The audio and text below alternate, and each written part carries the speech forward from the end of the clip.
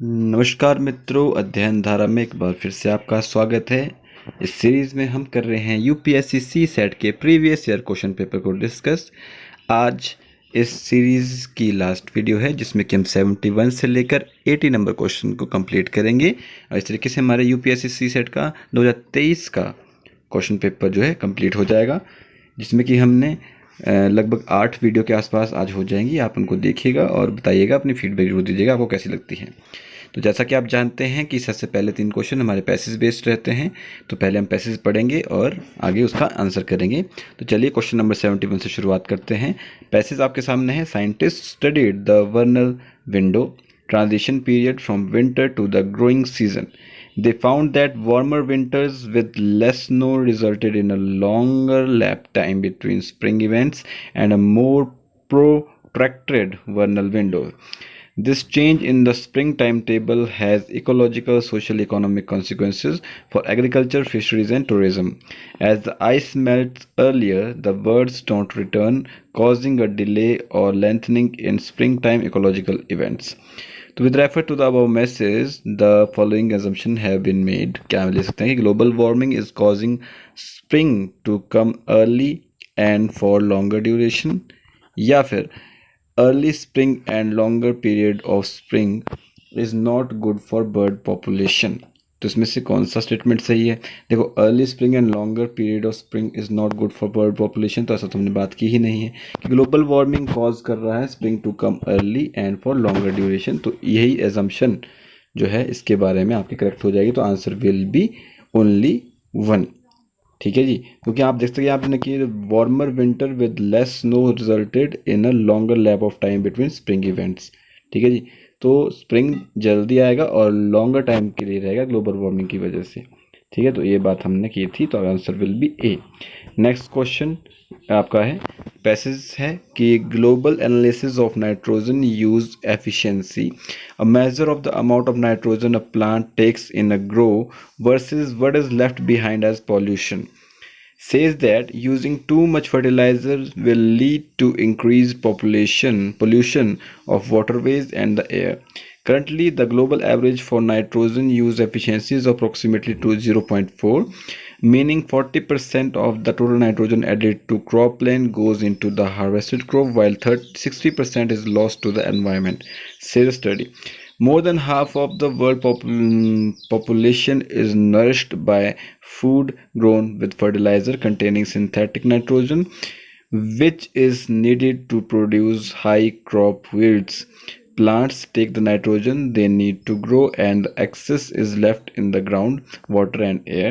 This results in significant emission of nitrous oxide, a potent greenhouse and ozone depletion gas, and other forms of nitrogen pollutions, including eutrophication of lake and rivers and contamination of river waters। तो इसमें हमने क्या logical and rational and crucial message आपका इससे convey होता है कि an enhanced efficiency of use of nitrogen is imperative for both food production and environment। तो यही पहला आपका स्टेटमेंट सही हो जाएगा, क्योंकि यही इसका आंसर कन्वे हो रहा है। आंसर विल बी 72 का ए हो जाएगा कि नाइट्रोजन के बारे में हमने पूरी बात की है। तो नाइट्रोजन एफिशिएंसी का यूज़ किस तरीके से, उसका क्या फूड प्रोडक्शन के ऊपर, एनवायरनमेंट के ऊपर क्या इफेक्ट पड़ता है, तो यही इसका एक मात्र सोल्यूशन हो जाएगा। इससे जो मैसेज कन्वे हो रहा है वो।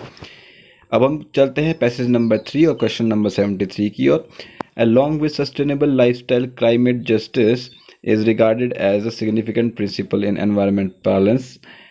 Both the principles have bearing on political and economic choices of the nation. So far in our climate change summits or compacts, both the principles have eluded consensus among nations.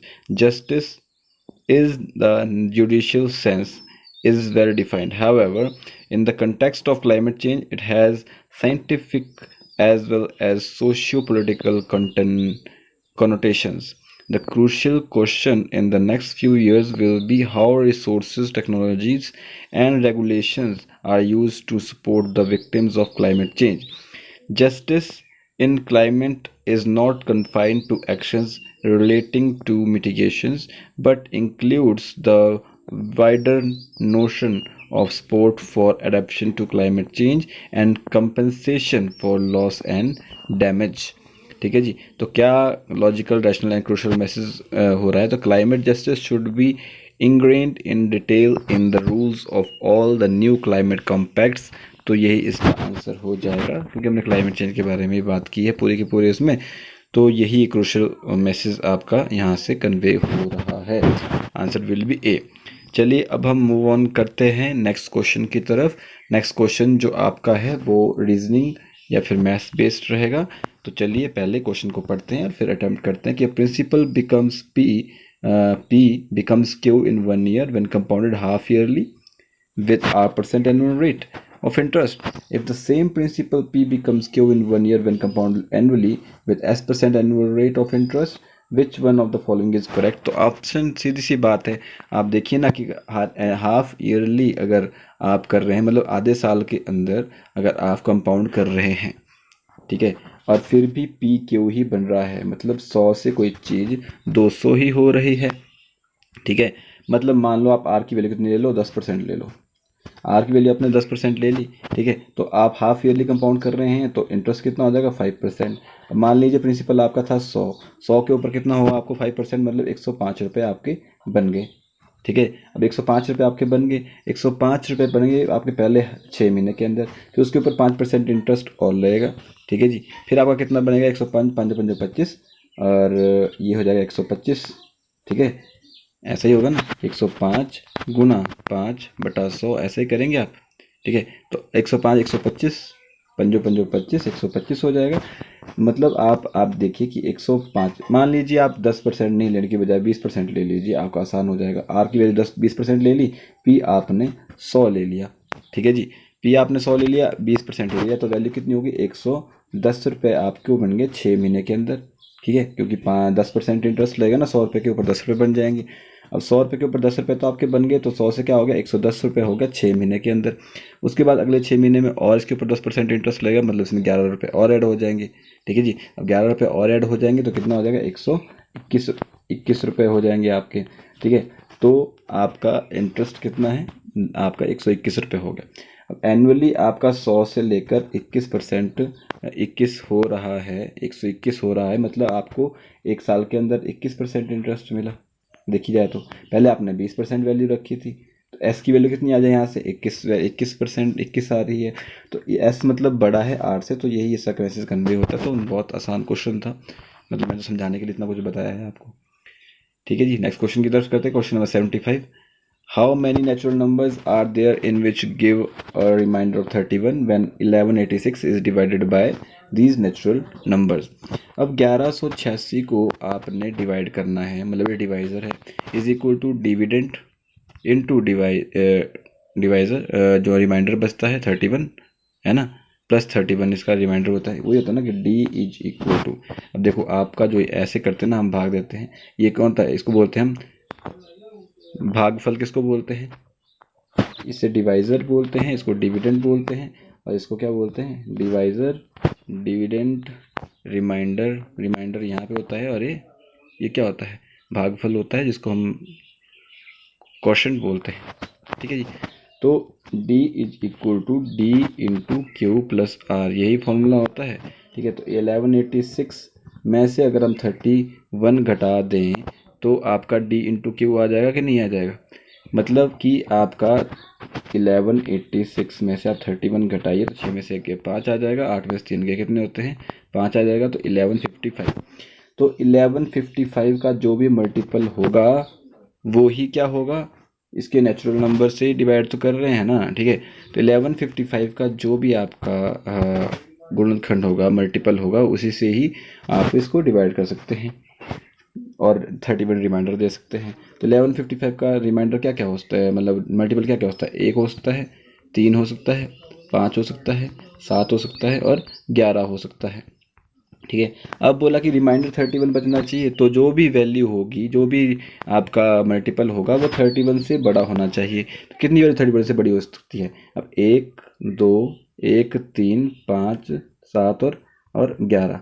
पहले आप ये 5 से 15 तो छोटी हो जाएगी, तो 5 7 35 हो जाएगा एक वैल्यू।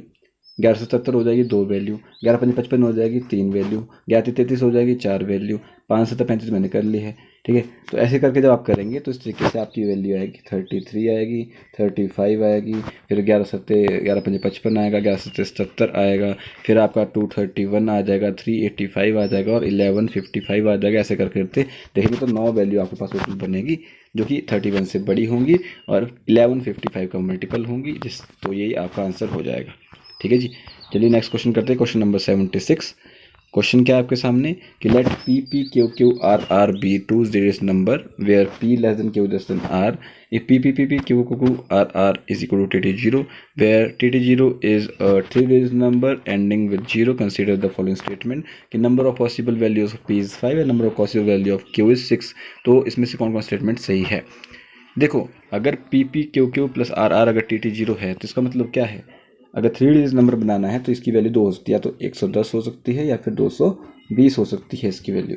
मान लीजिए पहला केस 110 वाला लेके चलते हैं, तो 110 के केस में आप क्या देखेंगे कि P plus Q plus R की वैल्यू जो है किसके बराबर आनी चाहिए, P plus Q plus R जब आप निकालेंगे इस इक्वेशन को सॉल्व करेंगे तो 10 के बराबर आएगी। दूसरे केस में P plus Q plus R आपके पास जो है 20 के बराबर आएगी। ठीक है, तो जब 20 और 10 के बराबर आएगी इस केस में आप देखिए पी की कितनी वैल्यू हो सकती है, 1 और 2 हो सकती है, और दूसरे केस में 1 2 3 और कितनी हो सकती है, 4 और 5 हो सकती है। टोटल कितनी वैल्यू हुई इसके बाद, 3 यहाँ पे 2 यहाँ पे, तो 5 वैल्यू ही पी की पॉसिबल हो रही है। वैसे क्योंकि P less than Q less than R है और 10 से छोटा करना है उस केस में, और 10 20 से छोटा रखना है तब उस केस में, तो P की 5 वैल्यू पॉसिबल है। वैसे ही जब आप इधर Q की वैल्यू देखेंगे उसी इक्वेशन के अंदर P plus Q plus R बराबर है आपका किसके बराबर था, 10 और 20 के बराबर था, तो Q की वैल्यू 6 ही पॉसिबल वैल्यू आपको देखने को मिलेगी जब आपका यह इक्वल आएगा। तो both statement 1 and 2 will be correct. ठीक है जी, चलिए नेक्स्ट क्वेश्चन करते हैं। Question number 77। What is the sum of all 4 digit number less than 2000 formed by the digit 1 2 3 4। बाकी रिपीट नहीं करने का है इक्वेशन मतलब आपने। ठीक है, तो देख सकते हैं आपकी 1 2 3 4 बनाना तो 1 2 3 4 पहले लिख सकते हैं, फिर 1 2 4 3 लिख सकते हैं, 1 4 2 3 लिख सकते हैं। ऐसे करके आप लिखेंगे तो इसके कुछ कॉम्बिनेशन बनेंगे जिसका सम आपका 7998 ही आएगा। तो यही आपसे क्वेश्चन पूछा गया था, तो आंसर विल बी ए। तो what is the number of selections of 10 consecutive things out of 12 things in a circle taken in a clockwise direction। ठीक है, मान लो आपने 12 consecutive thing में से 10 consecutive thing लेनी है, तो इस केस में कैसे कर सकते हैं, मान लो x1 से शुरुआत होगी, x2 x3 करके x12 तक ले सकते हैं। आपने 10 लेनी है तो पहला केस क्या होगा कि आप x1 से लेकर x10 तक लीजिए एक केस, x2 से लेकर x11 तक 2, x3 से लेकर x12 तक 3, x4 से लेकर x1 तक, ऐसे करते करते आप देखेंगे तो 12 वे आपके सामने बनेंगे जिसमें कि आप इनको क्लॉकवाइज डायरेक्शन में जाएंगे ना, जैसे फिर x1 x2 x3 x4 करके 12 वैल्यू है, इसमें 10 वैल्यू लेनी है तो पहले ये साइड से ली, फिर इस साइड से ली, इस साइड से ली, इस साइड से ली, इस साइड से ली, इस साइड से ली, फिर से वापस आपको 12 इसके ऊपर आना पड़ेगा, तो 12 ही वैल्यू तो 12 ही वे हो जाएंगे आपके पास। इसका सिंपल क्वेश्चन था यह। ठीक है जी, अब if today is Sunday then which day is it exactly on the 10th day. ठीक है, तो कौन सा डे होगा, अब आपको देखना है कि 10⁻10 डे के ऊपर कौन सा डे होगा। अब आप देख सकते हैं कि अगर आप इसको 4 से डिवाइड करेंगे तो आपके पास क्या रिमाइंडर बचेगा, नहीं, आपने क्या करना है 7 से अगर डिवाइड करना पड़ेगा ना, क्योंकि आप 7 ही दिन होते हैं हफ्ते के अंदर। ठीक है, 7 से डिवाइड करेंगे 10⁻10 को, तो 7 से डिवाइड करेंगे पर यहाँ 3 रिमाइंडर तो बच जाता है, मतलब आपके पास क्या आएगा वैल्यू, आपके पास वैल्यू आएगी 1000, है ना। फिर उसके बाद आप 7 से इसको डिवाइड करके देखेंगे तो 7 एकम 7, 7 चौका 28 और 2 0, 7 चौड़ी 14, तो 6 रिमाइंडर बच गया। मतलब संडे शुरुआत कर रहे हैं तो 6 डिवाइड करके सैटरडे आएगा, पर ऐसा नहीं है। आप देखेंगे 10⁻10 को आप रिमाइंड करेंगे 2 से डिवाइड करेंगे तो 4 से डिवाइड करेंगे तो 2 रिमाइंडर बच जाएगा, या 100 बच जाएगा। ठीक है, 100 बचेगा, इसको 7 से डिवाइड करना पड़ेगा, 7 एकम 7, 3 0, 7 चौका 28, 2 बच गया आपके पास। ठीक है, तो आप संडे है आज, तो day is exactly the 10 on 10th day पे क्या डे होगा, तो आप +2 कर लीजिए, मंडे ट्यूसडे और फिर वेडनेसडे आपका आ जाएगा। तो सिंपल सा क्वेश्चन था, बहुत आसान था। ठीक है जी, चलिए अब नेक्स्ट क्वेश्चन की तरफ बढ़ते हैं। इस वीडियो का अंतिम question, question number 80। Question number 80 क्या कहता है कि there are 3 traffic signals, each signal changes colour from green to red, then red to green, पहले ग्रीन से रेड होता है, फिर देन रेड से ग्रीन हो जाता है। द फर्स्ट सिग्नल 25 सेकंड लेता है, दूसरा 39 लेता है, तीसरा 60 सेकंड लेता है the change of colour green से रेड होने के लिए। ठीक है जी।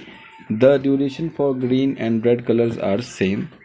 ठीक है। At 2 PM they turn together green, at what time, और फिर से क्या होंगे, तो सीधी सी बात है, तो ऑब्वियस सी बात है, आपने 29, 25, 39 और 60 का क्या लेना है, एलसीएम लेना है।